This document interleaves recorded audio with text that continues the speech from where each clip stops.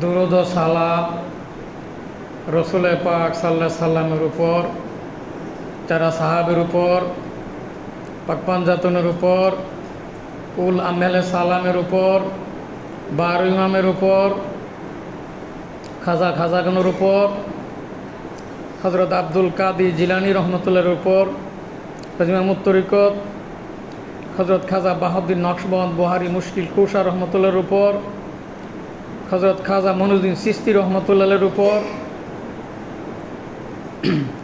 হযরত বাকিবিল্লাহ রহমতুল্লাহর উপর, হযরত কাইমে জামান ইমামে রব্বানি মুজাদ্দেদে আলফে সানি শায়েখ আহমদ ফারুকি সেরহিন্দি রহমতুল্লাহর উপর, হযরত খাজা মাসুমিল্লাহ রহমতুল্লাহর উপর, কাদরিয়া, চিশতিয়া, নকশবন্দিয়া ও মুজাদ্দিদিয়া চার তরিকার যত গাউস কুতুব পীর ওলিয়া আল্লাহ গুজর গিয়েছেন সকলের উপর,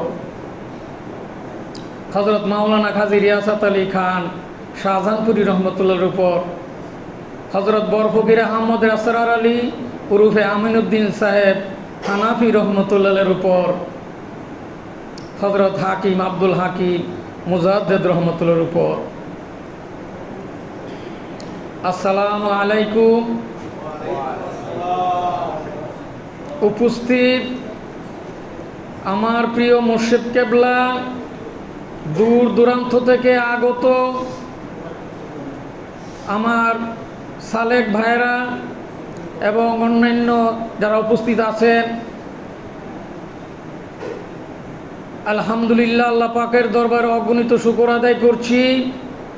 মুর্শিদ কেবলা উসিলায় হযরত হাকিম আব্দুল হাকিম মুজাদ্দেদ রহমতুল্লাহের নেক নজরে রসুল পাক সাল্লাল্লাহু আলাইহি সাল্লামের তুফাইলে আজ এই মহাপবিত্র রজনীতে আল্লাহ পাক যদি আমাকে কিছু বলার তৌফিক দান করেন তাইলে আমি কিছু বলতে পারবো, আর আল্লাহ পাক যদি আপনাদেরকে শোনার তৌফিক দান করেন তাইলে আপনারা শুনতে পারবেন। তাই আমি বিনীত অনুরোধ করছি, আপনারা প্রত্যেকে যার যার মাকামে খেয়াল করে আলোচনা শোনার জন্য বিনীত অনুরোধ করছি। কারণ আল্লাহ পাক বলেন বিসমিল্লাহির রহমানির রহিম, ওয়াইজা কুরিয়াল কুরআনু ফাসতামিউ লাহু আনসিতু লাআল্লাকুম তুরহামুন। আল্লাহ পাক বলেন যে তোমাদের সামনে যখন কোরআনের আয়াত পড়া হয় তখন তোমরা চুপ থাকো এবং শুনো, যাতে করে তোমাদের উপর রহমত নাজিল হয়। তাহলে এখানে কন্ডিশন, শর্ত, যেমন আমার মুর্শিদ কেবলায় সারা জীবনই বলে আসছেন, সুইচ যদি অন করা না হয় তাহলে কি বাতি জ্বলবে? এই মজলিসটা তরিকা মুজাদ্দিদের মজলিস, আজ মহাপবিত্র মজলিস। খানজালা রাদিয়াল্লাহু তাআলা আনহু রসুল পাক সাল্লাল্লাহু আলাইহি সাল্লামের দরবারে যখন আলোচনা শুনতেন, একটু দূরে যে দৌড়া এসে বলতেন, ইয়া রাসূলুল্লাহ, খানজালা বেঈমান হয়ে গিয়েছে। খানজালা, কি হয়েছে তোমার? ইয়া রাসূলুল্লাহ, যখনই আপনার কাছে আলোচনা শুনি তখন বেহেশত দুজক সব কিছু সচক্ষে দেখতে পাই, আর যখনই দূরে যায় দুনিয়া আমাকে গ্রাস করে। এই তরিকা সেই তরিকায় খাস মুজাদ্দিদিয়া মাকামে যদি কেউ ঠিক মতো খেয়াল করে আল্লাহর রহমত নাজিলের সেই বিশেষ নিদর্শনগুলা মাকামে খেয়াল করে উপলব্ধি করতে সক্ষম হবে ইনশাআল্লাহ। কারণ এই তরিকায় এমন এক তরিকায় যেটা খাজা বাহাউদ্দিন নকশবন্দ রহমতুল্লাহ 15 দিন সেজদায় থেকে সেই বিশেষ সুযোগ আল্লাহর কাছ থেকে চেয়ে এনেছিলেন, এই ইতিহাস আপনারা জানেন। পরবর্তীতে হযরত মুজাদ্দেদ আলফে সানি রহমতুল্লাহের মাধ্যমে এই তরিকা হয়েছিল আরো শক্তিশালী। তো যাই হোক, আমি বিনীত অনুরোধ করছি, মাকামে যদি খেয়াল না করা হয় আর যদি মনোযোগ দিয়ে না শুনেন তাইলে কথাগুলা বোঝা যাবে না। আজ মহাপবিত্র ঈদ মিলাদুন নবী উদযাপন উপলক্ষে আমরা উপস্থিত হতে পেরেছি, এই জন্য আল্লাহ পাকের দরবারে শুকরিয়া আদায় করছি। যে উদ্দেশ্যে আমরা আসছি, যে মহামানব যিনি আল্লাহ পাক যাকে না পাঠাইলে কিছু আল্লাহ সৃষ্টি করতেন না, এই জন্য আল্লাহ নিজেই বলছেন বিসমিল্লাহির রাহমানির রাহিম ওয়া মা আরসালনাকা ইল্লা রাহমাতাল লিল আলামিন। আল্লাহ আল্লাহর হাবিবের শানে আল্লাহ নিজেই প্রশংসা করেছেন।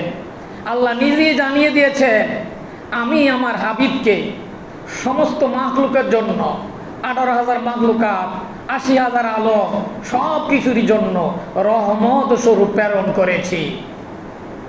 সেই মহান নবী উম্মতের কান্ডারি ইমামুল মুরসালিন ঈদ মিলাদুন নবী উদযাপন উপলক্ষে আমরা এখানে এসেছি। কত গুরুত্বপূর্ণ মজলিস, মাকামে খেয়াল না করলে অনুধাব করা সম্ভব না, অসম্ভব। এই জন্য আমি আবার অনুরোধ করছি আলোচনাগুলা মনোযোগ সহকারে, কারণ এই আলোচনাগুলা নূর আকারে প্রত্যেকের মাকামে পতিত হয়ে রোগ মুক্তি বিশেষ নিদর্শন স্বরূপ প্রত্যেকটা মাকামে অবতীর্ণ হয়।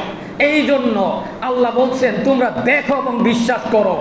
দেখে বিশ্বাস করতে হবে, না দেখলে বিশ্বাস পুরোপুরি হয় না। তো যাই হোক, এই ঈদ মিলাদুন নবী উদযাপনের গুরুত্ব বাহ্যিক, আভ্যন্তরীণ এবং হকিকতে মুহাম্মদী অর্থাৎ ঈদ মিলাদুন নবী উদযাপনের যে গুরুত্ব হকিকত কিছু আলোচনা করার জন্য চেষ্টা করছি, আল্লাহ পাক যদি তৌফিক দেন। আমাদের দেশে বর্তমানে ঈদ মিলাদুন উদযাপন নিয়ে বিভিন্ন ধরনের ফিতনা, বিভিন্ন ধরনের পরিস্থিতি তৈরি হয়েছে। এই জন্য কোরআন পাকে ঈদ মিলাদুন নবী উদযাপনের দলিল আছে কি না আমরা একটু দেখি, এবং হাদিস পাকে আছে কি না। আসুন, সর্বপ্রথম সূরা আল ইমরানের 81 নম্বর আয়াতে আল্লাহ পাক বলেন, এখানে আমরা আগেই জানি রুহানি জগতে একটা সম্মেলন হয়েছিল। ওই সম্মেলনে আল্লাহ পাক সমস্ত রুহুর জগৎ সবাইকে ওই রুহু জগতে আল্লাহ পাক জিজ্ঞাসা করেছিলেন, আলাস্তু বিরাব্বিকুম, আমি কি তোমাদের প্রভু নই? আমি আপনি সবাই আমরা উত্তর দিয়েছিলাম কালুবালা, হ্যাঁ একমাত্র আপনি আমাদের আল্লাহ, আমরা একমাত্র আপনার ইবাদত করব। এই স্বীকৃতি আমরা দিয়ে এসেছিলাম। এই আলোচনার অনেকেই আপনারা শুনেছেন। এই ছিল প্রথম সম্মেলন। দ্বিতীয় সম্মেলন হয়েছিল সূরা আল ইমরান 3 পারা 81 নম্বর আয়াতে আল্লাহ পাক বলেন এই মিলাদ সম্পর্কে। মিলাদ, ঈদ শব্দ, ঈদ অর্থ আনন্দ, মিলাদ অর্থ আগমন। মিলাদ আগমন মানে জন্ম। কার জন্ম? যে যাকে সৃষ্টি করা না হইলে কিছু সৃষ্টি হইত না। এই জন্ম নিয়ে আলোচনা করেছেন সর্বপ্রথম আল্লাহ নিজে। কে আলোচনা করেছেন? সর্বপ্রথম মিলাদ পড়েছেন, আলোচনা করেছেন কে? স্বয়ং আল্লাহ। ওই আয়াতে আল্লাহ পাক বলেন যে আমি তোমাদের কাছে, সমস্ত নবীদেরকে বলতেছেন, আমি তোমাদের কাছে নবীদের নিয়ে আলাদা একটা সম্মেলনে আল্লাহ পাক বলতেছেন, আমি তোমাদের কাছে একজন রসুল যখন পাঠাবো তোমরা কি মান্য করবে? তোমরা কি তার কাছে আত্মসমর্পণ করবে? সকলেই বলল আমরা মান্য করব। তোমরা কি সাহায্য করবে? আমরা সাহায্য করব। তোমরা সাক্ষী থাকো, আমিও সাক্ষী থাকলাম।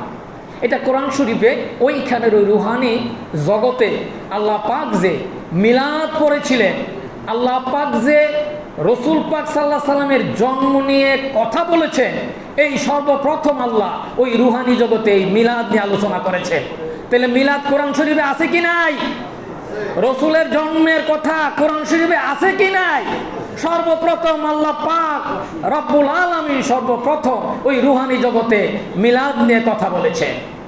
তারপরে আসুন সূরা মায়াদায় 5 নম্বর আয়াত।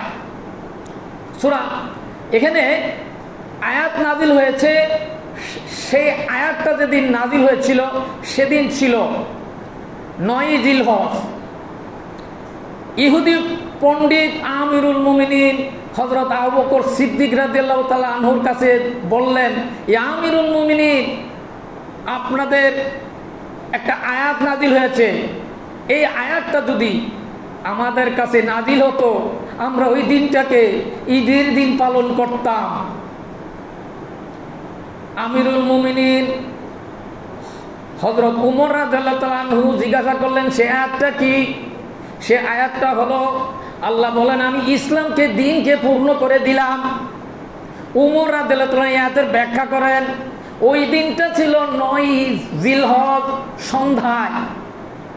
তখন উমর রাদিয়াল্লাহু বললেন ওই দিন ছিল দুইটা ঈদ ছিল হাদিসের ভাষা, ইয়াউমাল জুমা, ইয়াউমাল আরাফা। এখানে উমর রাদিয়াল্লাহু বলেন যে ওই দিনটা ছিল ঈদের দিন। ঈদের দিন বলতে এখানে দুইটা ঈদের দিন, একটা হলো ইয়াউমাল জুমা, আরেকটা হলো ইয়াউমাল আরাফা। আরাফার দিনটা ঈদের দিন আর জুমার দিন ঈদের দিন। আর জুমার দিন ঈদের দিন এই সম্পর্কে আল্লাহ পাকের রাসূল বলেন কালা রাসূলুল্লাহি সাল্লাল্লাহু আলাইহি সাল্লাম ইয়াউমা ঈদাল মুসলিমিন জালাল্লাহু ঈদাল মুসলিমিন। আল্লাহ রাসূল বলেন প্রত্যেক মুসলমানের জন্য এই জুমার দিনটা হইল ঈদের দিন। তাহলে এখানে এটা এই আয়াতের ব্যাখ্যা হযরত উমর রাদিয়াল্লাহু তাআলা আনহু এবং রাইসুল মুফাসসিরিন ইবনে আব্বাস রাদিয়াল্লাহু তাআলা আনহু ব্যাখ্যা করেন যে ওই দিনটা ছিল ঈদের দিন। তাহলে এই যে ঈদের দিন, খুশির দিন, এটা কি স্বয়ং আল্লাহ রাসূল সম্পর্কে সাহাবা কেরাম সরাসরি ব্যাখ্যা করেছেন। তাহলে ওই দিনটা কি ঈদের দিন। তাহলে ঈদুল আজহা এবং ঈদুল ফিতরের ঈদ ছাড়া আর ঈদ আছে কি নাই? আছে কি নাই? তো এই যে এখানে সাহাবারা ব্যাখ্যা করছে যে এই দিনটা ঈদের দিন, তো সাহাবাদের ব্যাখ্যা কি গ্রহণযোগ্য না গ্রহণযোগ্য না? গ্রহণযোগ্য। আসেন এবার তাহলে এখানে সূরা হিজর 72 নম্বর আয়াত, 72 নম্বর আয়াতে আল্লাহ পাক জন্মের কসম কেটেছেন, তারা মত্ত আছে, জন্মের কসম। এই আয়াতের ব্যাখ্যা করছেন হযরত ইবনে আব্বাস রাদিয়াল্লাহু তাআলা। ব্যাখ্যা করে তিনি বলেন এখানে জন্মের কসম বলতে স্বয়ং রাসূল পাক সাল্লাল্লাহু আলাইহি সাল্লামের জন্মের কসম করা হয়েছে। আচ্ছা বলেন তো রাইসুল মুফাসসিরিন ইবনে আব্বাস রাদিয়াল্লাহু একটা আয়াতের ব্যাখ্যা করে এই আয়াতটা কি সঠিক? এই ব্যাখ্যা কি সঠিক না বেঠিক? তাহলে এর উপরে কথা বলার ক্ষমতা কি পৃথিবীর আর কারো আছে বলেন তো? তাহলে এখন অনেকেই খুঁজে পান না যে জন্মের কথা কোরআন শরীফে আছে কি নাই। তাহলে সূরা হিজরের 72 নম্বর আয়াতে এখানে এই আয়াতের ব্যাখ্যা করছে স্বয়ং ইবনে আব্বাস রাদিয়াল্লাহু তাআলা। এখানে আরো আয়াত আসছে, আল্লাহ পাক বলেন আমি আমার হাবিবকে এসে গেছে তোমাদের কাছে রাসূল, তোমাদের কাছে কি শিক্ষা দিবে? হিকমত শিক্ষা দিবে এবং তোমাদেরকে কি করবে? অপরাধ থেকে, অন্যায় থেকে ফিরে নিয়ে আসবে। কি কোরআন শরীফে আছে কি নাই? তাহলে এই যে এসে গেছে তোমাদের কাছে রাসূল, এই কথাটা কি বোঝানো হয়েছে? এটা আগমনের কথা বুঝাইছে? কি আগমনের কথা বুঝাইছে নাকি? তাহলে এখানে কি আগমনের কথা বুঝাইছে না? কোরআন পাকের বিভিন্ন অসংখ্য আয়াত আছে যে আয়াতে আগমনের কথা বলা হয়েছে। শুধু তাই নয়, হযরত ঈসা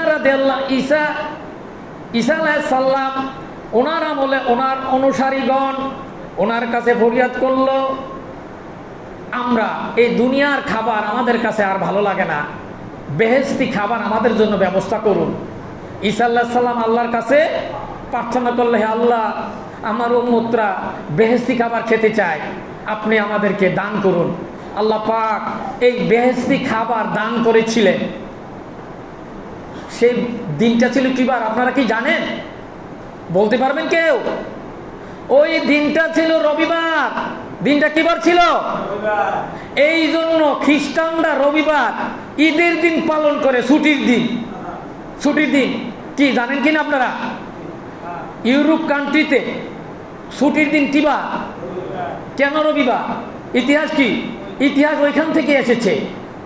তাইলে এখানে ঈসা আলাইহিস সালাম তার উম্মত বেহেশতি খাবার আসছে, এর শুকরিয়া স্বরূপ ওই দিনটাকে তারা ঈদের দিন পালন করত। যে ঈসা আলাইহিস সালাম আল্লাহর দরবারে ফরিয়াদ করলেন হে আল্লাহ তুমি আমাকে শেষ জামানার উম্মত হিসাবে তুমি আমারে কবুল করো। তিনি আর কেউ নন, তিনি ওমা আরসালনাকা ইল্লা রাহমাতাল লিল আলামিন। ঈসা আলাইহিস সালামের উম্মতগণ শুধুমাত্র বেহেশতি খাবার পাওয়ার কারণে ওই দিনটাকে ঈদের দিন পালন করতে পারে, যার আগমনে বার্তা ঈসা আলাইহিস সালাম দিলেন কি না বলেন তো? সেখানে কিন্তু ঈসা আলাইহিস সালাম আগমনের বার্তা দিলেন। তাহলে ঈসা আলাইহিস সালামের উম্মত যদি এইটুক পাওয়ার পর ঈদ হিসাবে ওই দিনটা উদযাপন করতে পারে, তাহলে যেই মহানবী না আসলে, যিনি ইমামুল মুরসালিন, খাতামান নবী, নবীদের নবী, তিনি আগমনে আমরা কি ঈদ উদযাপন করতে পারি কি না? এটা কি কোরআন পাকে দলিল আছে কি না? এই জন্য আল্লাহ বললেন বিসমিল্লাহির রহমানির রহিম, কুল বিফাদলিল্লাহি ওয়া বিরাহমাতিহি ফাবিযালিকা ফালইয়াফরাহু ওয়া খায়রুম মিম্মা ইয়াজমাউন। সূরা ইউনূস 10 নম্বর সূরা 58 নম্বর আয়াত। আল্লাহ পাক বলেন কুল বিফাদলিল্লাহি, আমি যে তোমাদের উপর যে ফজল নাজিল করিয়াছি। আর কি এখানে ফজল বলতে সাহাবাকার আমরা ব্যাখ্যা করেছেন, এই ফজল বলতে কোরআনকে বোঝানো হয়েছে। অন্য সাহাবারা ব্যাখ্যা করেছেন ফজল বলতে ইসলাম বোঝানো হয়েছে। আর রহমতুল লিল আলামিন, এই রহমতুল লিল আলামিন বলতে রাসূলের পাক সাল্লাল্লাহু আলাইহি সাল্লামকে বোঝানো হয়েছে। আর এই আয়াতের ব্যাখ্যাই আল্লাহ নিজে করলেন ওয়া মা আরসালনাকা ইল্লা রাহমাতাল লিল আলামিন। কি বুঝে আসছে কিনা? নাই এর ব্যাখ্যা কিনা? আল্লাহ যে বললেন ওয়া মা আরসালনাকা ইল্লা রাহমাতাল লিল আলামিন, জগৎবাসীর জন্য রহমত স্বরূপ। এটা কোন আয়াতের ব্যাখ্যা? ওই আয়াতের ব্যাখ্যা। আল্লাহ যে বলছেন আল্লাহ ফজল এবং রহমত আমি যে তোমার কাছে নাজিল করছি, এই জন্য তোমরা খুশি উদযাপন করো, যা তোমাদের কাছে দুনিয়ার সোনা দানা সম্পদ উপার্জনের সে উত্তর। আচ্ছা বলেন তো এই আয়াত আল্লাহ কি ঘোষণা দিয়েছেন, কি হুকুম করেছেন? কি হুকুম করেছেন? উদযাপন করতে বলছেন, খুশি। এ সাহাবারা এই আয়াতের ব্যাখ্যা করতে যে বলেন নিয়ামত আদায়ের, শুকরিয়া আদায় করার কথা বলছেন আল্লাহ। বলেন তো আল্লাহ কি বলছেন এখানে? নিয়ামত। তো আল্লাহর হাবিব আমাদের জন্য কি, বিশ্ববাসীর জন্য কি নিয়ামত না? কে বলছে? আপনি বলছি না আল্লাহ নিজে জানাই দিছে? আল্লাহ যেখানে আলহামদুলিল্লাহি রাব্বিল আলামিন, সেখানে রহমাতাল লিল আলামিন, আলহামদুলিল্লাহি রাব্বিল আলামিন, আর এখানে হলো রহমাতাল লিল আলামিন। আল্লাহ পাক কিয়ামতের দিন যখন আল্লাহ কাহার হয়ে যাবেন, সেদিন কিন্তু আল্লাহ পাক রহমাতাল লিল আলামিনের রহমত দিয়ে মানুষজন কি করবে? নাজাত পাবে। কি বলেন? তখন কিয়ামতের দিন অন্যান্য নবী রাসূলরা যার যার প্রত্যেকে ইয়া নাফসি করতে থাকবে। সেখানে একমাত্র আমাদের প্রিয় নবী উম্মতের কান্ডারি, যিনি ওয়া আরসালনাকা ইল্লা রাহমাতাল লিল আলামিন, আল্লাহর দয়া যেখানে বন্ধ হয়ে যাবে, সেখানে ওয়া আরসালনাকা ইল্লা রাহমাতাল লিল আলামিনের দরজা সেদিন খোলা থাকবে। কি খোলা থাকবে না? সেন আল্লাহ যখন কাহার হয়ে যাবেন, তখন আল্লাহ কারো কথা শুনবেন না, একমাত্র হাবিবে খুদা রাসূল ইকরাম সাল্লাল্লাহু আলাইহি সাল্লামের কথা ছাড়া। তিনি হলেন রহমাতাল লিল আলামিন। তাই তো আল্লাহ বলেছেন এই যে নিয়ামত আমি তোমাদের কাছে দিলাম, এই জন্য তোমরা কি করো? আনন্দ করো, আনন্দ খুশি উদযাপন করো, অর্থাৎ ঈদ মিলাদুন নবী উদযাপন করো। কি এটা কি কোরআন হাদিসের আলোকে? কোরআন হাদিসে কি আছে না নাই? এবার আসেন সাহাবারা করছে কিনা প্রশ্ন আছে না? উনি কি বলে যে সাহাবারা তো ঈদ মিলাদ উদযাপন করেন নাই। এখানে হযরত শামাইলে এমদাদিয়া, হযরত হাজী এমদাদুল্লাহ মুহাজিরে মক্কি, কওমি আলেমদের বড় আলেম, তিনি শামাইলে এমদাদিয়া 87-88 পৃষ্ঠায় ঈদ ও মিলাদুন্নবী উদযাপনের গুরুত্ব কিছু হাদিস ইন্ডিকেট করেছেন, আলোচনা করেছেন। যাই হোক, এখানে হাদিস থেকে উদ্ধৃতি দিচ্ছি সাহাবারা কিভাবে ঈদ ও মিলাদুন্নবী উদযাপন করছেন। হযরত সিদ্দিক আকবর রাদিয়াল্লাহু তাআলা আনহু বলেন, ঈদ ও মিলাদুন্নবী উদযাপন নিয়ে আলোচনার কথা বলেন যে ঈদ ও মিলাদুন্নবী যারা উদযাপন করবে, এইখানে যারা খরচ করবে আমি সিদ্দিক আকবর রাদিয়াল্লাহু আনহু তাদেরকে নিয়ে আমি জান্নাতে প্রবেশ করব। বলেন তো কথাটা কি? প্রত্যেক কাজেরই কিন্তু দুইটা দিক আছে, একটা ভালো দিক আর একটা খারাপ দিক। আল্লাহ সৃষ্টি করছেন জোড়া জোড়া না একা একা? কথা বলেন তো। ভালো মন্দ, ছোট বড়, গরিব ধনী, প্রত্যেকটা কাজেরই প্রতিক্রিয়া আছে কিনা নাই? তাহলে প্রত্যেকটা কাজ কি আল্লাহ জোড়া জোড়া সৃষ্টি করছে না? এই জন্য কোরআন পাকে আল্লাহ পাক বলছেন আমি জোড়া জোড়া সৃষ্টি করেছি। এটা হলো আমার আর একটা বিশেষ কি, বিশেষ নিয়ামত, বিশেষ একমত, বিশেষ কৌশল, বিশেষ অবদান। আল্লাহ আমি জোড়া জোড়া সৃষ্টি করেছি। কি জোড়া সৃষ্টি করেন নাই? তো এই আয়াতে এই হাদিসের ব্যাখ্যা সিদ্দিক আকবর রাদিয়াল্লাহু আনহু বলতেছেন যে যারা আমার সাথে ঈদ মিলাদুন নবী উদযাপন করবে তারা আমার সাথে জান্নাতে যাবে। যারা ঈদ মিলাদ উদযাপন করবে না তাহলে বিপরীত কি হবে? জোড়া জোড়া যেহেতু বিপরীত কি হবে বলুন তো আপনারা? আল্লাহর রসুলের বিশিষ্ট সাহাবী সিদ্দিক আকবর বলেন যে যারা আমার সাথে ঈদ মিলাদুন নবী উদযাপন করবে, দিনার দিরহাম খরচ করবে, তারা আমার সাথে জান্নাতে যাবে। যদি না করে তাহলে কি হবে? কথা কি ঠিক কিনা বে ঠিক? তাহলে জাহান্নামের বিপরীত অর্থ ধরতে হবে কিন্তু। এবার আসেন হযরত ওমর রাদিয়াল্লাহু আনহু বললেন যারা ঈদ মিলাদুন নবী উদযাপন করবে, দিনার দিরহাম খরচ করবে, তারা যেন ইসলামকে জিন্দা করলো। ওমর রাদিয়াল্লাহু আনহু কি বলছে? যে যারা ঈদ মিলাদুন নবী উদযাপন করলো, এই ঈদ মিলাদুন নবী উদযাপন করতে যে দিনার এবং দিরহাম খরচ করলো, তারা ইসলামকে জিন্দা করলো। তাইলে যারা খরচ করলো না তারা কি করলো? কথা বলেন। যারা ইসলামকে জিন্দা করলো, যারা ঈদ মিলাদ উদযাপন করলো, তাহলে যারা করে নাই তারা কি করলো? তারা কি করলো? ইসলামকে তারা ক্ষতিগ্রস্ত করলো। ইসলামকে মানে বাহ্যিকভাবে ক্ষতিগ্রস্ত করলো, আসলে ইসলাম ক্ষতিগ্রস্ত হয় নাই, নিজেরা ক্ষতিগ্রস্ত হয়েছে। এইবার হযরত উসমান রাদিয়াল্লাহু আনহু বলেন যারা ঈদ মিলাদুন নবী উদযাপনে খরচ করে, দিনার এবং দিরহাম খরচ করে, তারা উহুদের যুদ্ধে এবং হুনাইনের যুদ্ধে শহীদ হওয়ার দরজা তারা লাভ করে এবং তারা জান্নাতে প্রবেশ করবে। যারা করবে না তারা কি করবে? জাহান্নামে প্রবেশ করবে। তারপর হযরত আলী রাদিয়াল্লাহু তাআলা আনহু বলেন যার সম্পর্কে আল্লাহ রাসূল বলেন আমি হলো জ্ঞানের শহর, আলী তার দ্বার। আলী রাদিয়াল্লাহু বললেন ঈদ মিলাদুন নবী উদযাপন উপলক্ষে দিনার এবং দিরহাম যারা খরচ করবে তারা ঈমান নিয়ে কবরে যাবে। তারা কি নিয়ে কবরে যাবে? কি করলে? কিয়ামত। ঈদ মিলাদুন নবী যারা উদযাপন করবে, অর্থাৎ আল্লাহর এই হুকুম সূরা ইউনূস 10 পারা 58 নম্বর আয়াত, যে আমল করবে, খুশি উদযাপন করবে, অর্থাৎ ঈদ মিলাদুন নবী উদযাপন করবে। ওমর আলী রাদিয়াল্লাহু তাআলা আনহু বলেন যে তারা কি করবে? ঈমানের সাথে কবরে যাবে এবং বিনা হিসাবে জান্নাতে যাবে। বলেন তো কথাটা কত বড়? তারা ঈমানের সাথে কি করবে?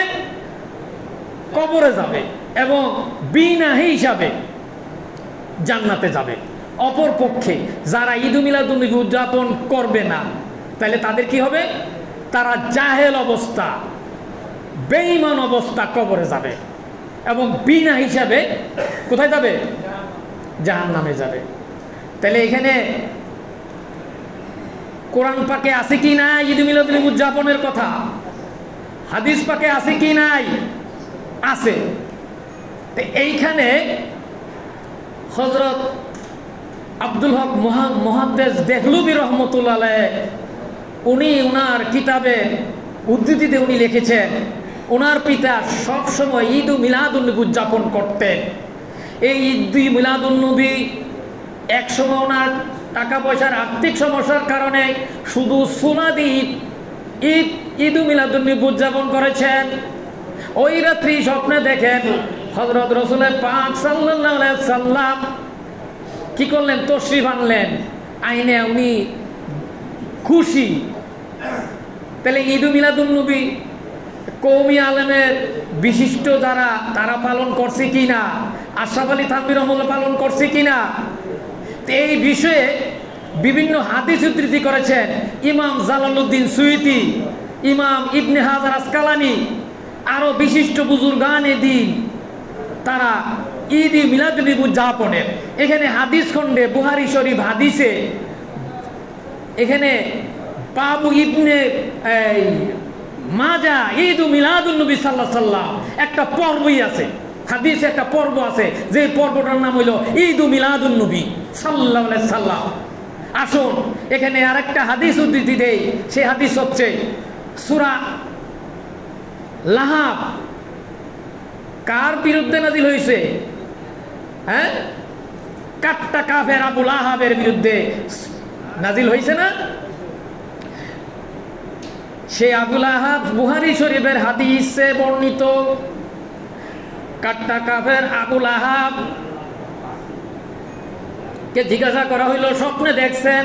হযরত ইবনে আব্বাস রাদিয়াল্লাহু তাআলা আনহু স্বপ্নে জিজ্ঞাসা করলেন, কি অবস্থা আপনার? তিনি বললেন, প্রতি সোমবার দিন আমি একটু আরাম পাই, আমার কবরে আযাব লাঘব করা হয়। এক হাতে দুধ, এক আঙ্গুলে দুধ আর আঙ্গুলে মধু পাই, আমি আরাম পাই।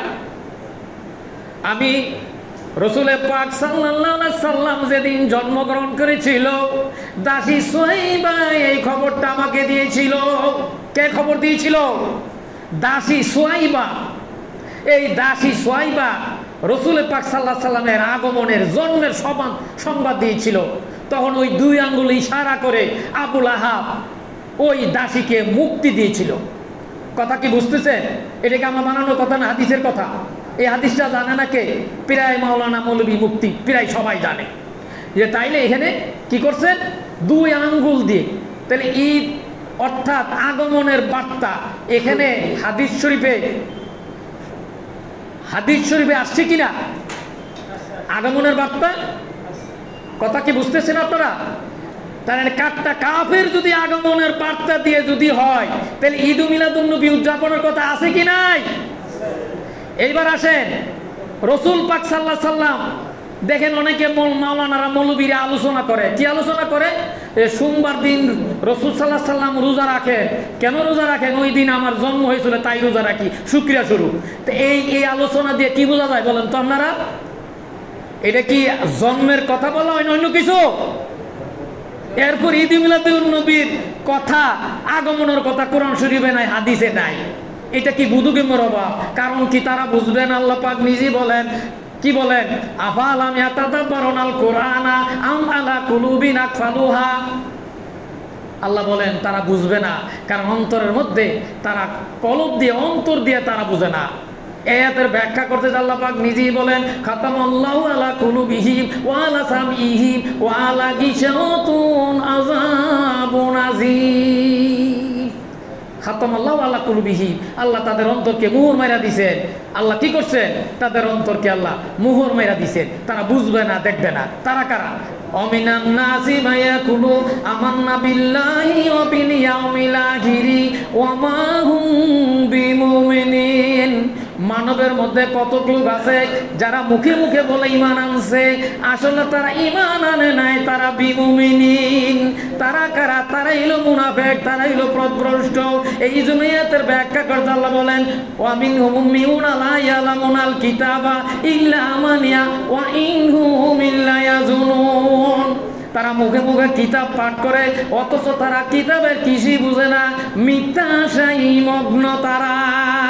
তারা কারা? তাদের সাথে আল্লাহ বলছেন, কালাতিল আরাবু আমান্না কুল্লাম তুমিনু ওয়ালাকিন কুলু আসলামনা ওয়ালাম্মা ইয়াদখুলিল ঈমানু ফি কুলুবিকুম। এই জন্য আল্লাহ জানাই দিলেন, মরুভাষীরা যারা বলতেছে যে ইসলাম গ্রহণ করিয়াছে, নামাজ কালাম পড়ে, তারা বাহ্যিক আত্মসমর্পণ করিয়াছে, তাদের অন্তরের মধ্যে এখনো ঈমান প্রবেশ করে নাই। তারা কারা? তারাই হলো মুনাফিক। এই জন্য আত্মশুদ্ধি লাগবে। এই জন্য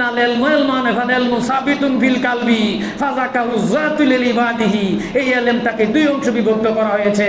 একটা হলো জবানি এলেম আর একটা হলো কলবি এলেম। জবানি এলেম বই পুস্তক পড়ে কিতাবাদি পড়ে অর্জন করা যায়, কিন্তু কলবি এলেম এটা বই পুস্তক পড়ে কিতাবাদি পড়ে অর্জন করা যায় না। আর এই জ্ঞানটাকে বলা হয়েছে বিশেষ জ্ঞান। এই বিশেষ জ্ঞানের দ্বারা সূরা কাহাফ 15 পারা 60 নম্বর আয়াত থেকে 82 নম্বর আয়াত হিজর আলাইহিস সালাম এবং মূসা আলাইহিস সালামের ঘটনা দিয়ে এখানে বিশেষ জ্ঞানের কথা উল্লেখ করা হয়েছে। সুলাইমান আলাইহিস সালামের এখানে এবং রানী বিলকিসের ঘটনা দিয়ে বিশেষ জ্ঞানের কথা উল্লেখ করা হয়েছে। এই জ্ঞান বিশেষ জ্ঞান, এই জ্ঞান বই পড়ে কিতাবাদি পড়ে পাওয়া যায় না। এই জন্য বিশ্ববিখ্যাত বুজুর্গ 19 শতাব্দীর বিস্ময়ক বুজুর্গ হাকিম হযরত হাকিম আব্দুল হাকিম মুজাদ্দেদ রহমাতুল্লাহ বলতেন, বিদ্যা শিখিলে জ্ঞানী নাহি হয়, জ্ঞান পৃথক জিনিস আল্লাহ যারে দেয়। এই জ্ঞান বিশেষ জ্ঞান, এই জ্ঞান অর্জন। এই জন্য এর ব্যাখ্যা করতে যে বিশ্ববিখ্যাত দার্শনিক ইমাম গাজ্জালি রহমাতুল্লাহ হাদিস ইন্ডিকেট করেন, নাজরাতুল আলিমান আহাব্বু ইলাইয়া মিন ইবাদাতি সানাতিন সিয়ামুহা ওয়া কিয়ামুহা। আল্লাহর হাবিব বলেন, আমার কাছে 1 বছর নামাজ কিয়াম রোজার থেকে এক মুহূর্ত একবার দৃষ্টি আলেমদের প্রতি দৃষ্টি নিক্ষেপ করা তার চেয়ে উত্তম। এই জন্য আল্লাহ বলেছেন, কি বলছেন, আল্লাহ ইন্না আউলিয়াল্লাহি, আয়াতের ব্যাখ্যা করতে যে আল্লাহ বলে আল্লাহ ইন্না আউলিয়াল্লাহি লা খাউফুন আলাইহিম ওয়া লা হুম ইয়াহজানুন। তারা কারা? ওয়ালা তাকুলু লিমা ইউক্তালু ফি সাবিলিল্লাহি আমওয়াত বালা হিয়াউ ওয়ালাকিন লা তাশউরুন। তা আল্লাহ বলেন, আল্লাহর পথে যারা নিহিত তোমরা তাদেরকে মৃত বলিও না, তারা জীবিত। এই আয়াতের ব্যাখ্যা করতে আল্লাহ পাকের রাসূল বলেন, কালা রাসূলুল্লাহ সাল্লাল্লাহু আলাইহি সাল্লাম আল আমবিয়াউ আল আউলিয়াউ নুসাল্লি আলা কুবুরিহিম। আল্লাহর নবীগণ আল্লাহর ওলিগণ স্ব কবরে মাজারে রুকু করে সিজদা করে তারা জিন্দা। এই আয়াতের ব্যাখ্যা করতে আল্লাহ পাকের রাসূল বলেন, কালা রাসূলুল্লাহ সাল্লাল্লাহু আলাইহি সাল্লাম আত্তাকু ফারাসাতাল মুমিনিনা ফা ইন্নাহু লা ইয়ানজুরু বিনুরিল্লাহ। আল্লাহ রাসূল বলেন, তোমরা তাদের অন্তর্দৃষ্টিকে ভয় করো, কারণ তোমরা যেভাবে দেখো তারা ওইভাবে দেখে না। তারা কি দিয়ে দেখে? ইয়ানজুরু বিনুরিল্লাহ, তারা আল্লাহর দেওয়া নূরের চোখ দিয়ে দেখে। কিভাবে দেখে? এই জন্য আল্লাহ বলেন, আহমানসারাল্লাহু সাদরাহুল ইসলাম ফাওয়ালা নূরিহি মিন রাব্বিহিম আলার রব। আমি তার বক্ষকে উন্মোচন করে দিলাম। উন্মোচন করার কারণে সে রবের নূরে পরিচালিত। এই জন্য বলছেন নূরান, আয়াতের ব্যাখ্যা করতে আল্লাহ পাক বলেন, নূরান তামশুনা বিহি ওয়া ইয়াগফির লাকুম। আমি তোমাদেরকে দেব নূর, দেব যে নূর দিয়া তোমরা দেখতে পাবে। আর এই জ্ঞান আল্লাহ প্রদত্ত জ্ঞান, এই জ্ঞান বই পুস্তক পড়ে কিতাবাদি পড়ে অর্জন করা যায় না। তাই আবু হানিফা রাহমাতুল্লাহ আলাইহি ওনার জীবনী থেকে বলতে বাধ্য হয়েছেন যে আমি যদি ইমাম হযরত বাকের রহমতুল্লাহ এবং ইমাম জাফর সাদেক রহমতুল্লাহের কাছে যদি আমি বায়াত গ্রহণ না করতাম, আমি লাউলা সালাতান লা খালাকা নুমান, আমি নুমান বরবাদ হয়ে যেতাম। এই জন্যই এই যারা ওয়ারাসাতুল আম্বিয়ার মাধ্যমে এই জ্ঞান অর্জন করতে হবে। 2 জ্ঞান লাগবে, একটা হলো জবানি এলেম আর একটা হলো কলবি এলেম। পরিপূর্ণ হয় নাই। এই কলবি এলেম না থাকার কারণে, এই অন্তর্দৃষ্টির জ্ঞান না থাকার কারণে কোরআন তারা বুঝবে না। আফালানা তাদাব্বারুনাল কোরআনা আমালা কুলুবিন আকফালুহা। তারা কোরআন পড়বে অথচ তারা কোরআন বুঝবে না। তারা কারা?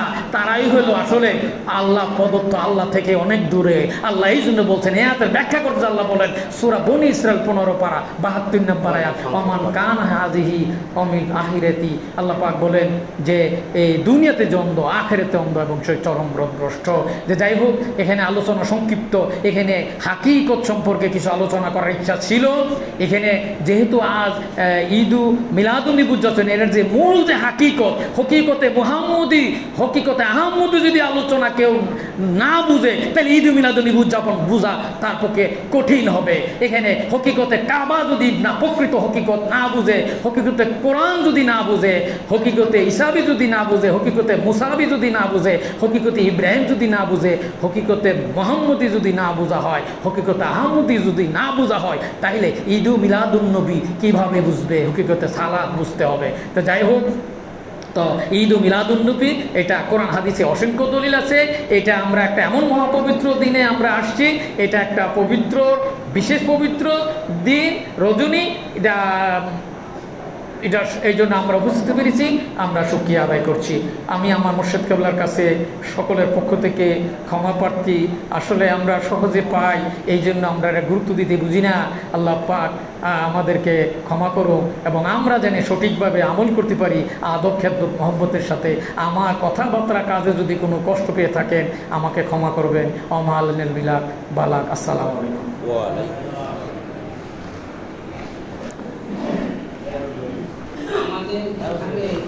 আমাদের দুই ভাই আছে যে সারা রাতে মানে আলোচনা করবে, শেষ হবে না। তারপর আমাদের আলোচনা একটু অনেক